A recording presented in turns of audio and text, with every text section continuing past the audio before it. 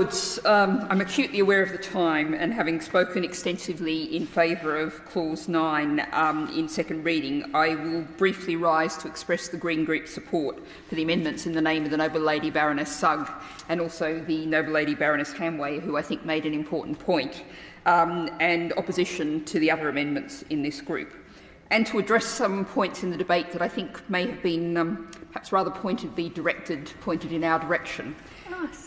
And there's been some discussion about how other elements of the bill are aiming to restrict protest, and this is seen to be restricting protest. But there's something profoundly different here.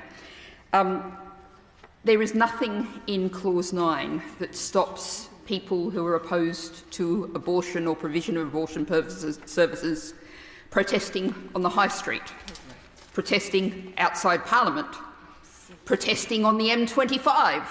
They could choose to do that. There is nothing in Clause 9 that would stop that happening.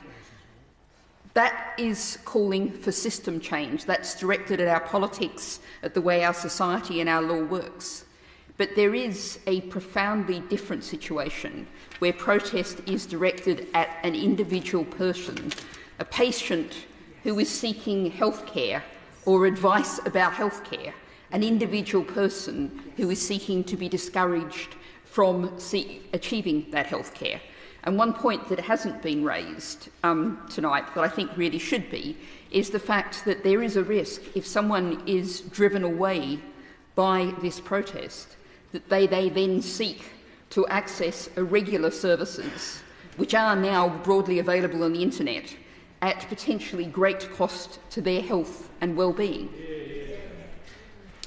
Now, there's also the point that the Noble Lady Baroness Fox said that this is a catch-all amendment in that it's seeking to have broad coverage support across the country. Well, that is the alternative, as the Noble Lady Baroness Sugg, to having a postcode lottery where some people, where their councils can afford to take the action, have protection, and other people, often in poorer areas of the country where councils don't have money, do not have protection. And I do want to pick up the point from the Noble Lord Farmer about concern about intimate pressure. Of course, if we look where pressure for an abortion comes from, and the Noble Lady Baroness alone referred to mothers who fear not being able to pay for a baby. Well, of course, it's not just fear.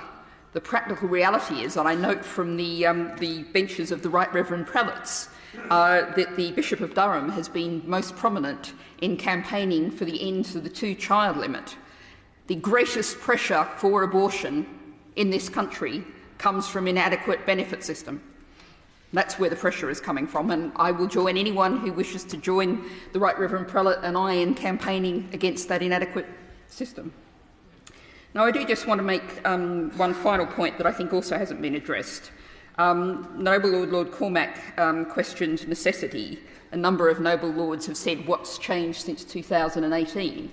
Well, what's changed, of course, is that a huge amount of the movement that we see in the UK is imported from the United States of America, where we have seen an extremely well-funded and emboldened movement from the US that's coming here to the UK. So the Noble Lord Cormac's referred to his experience as a constituency MP. That was some time ago.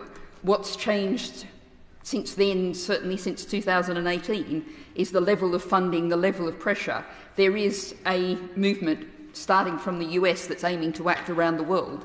And I'm not going to say that your Lordship's House should stand up against that movement if it's seeking to campaign to change the law in the UK. Personally, I want to see full decriminalisation of abortion.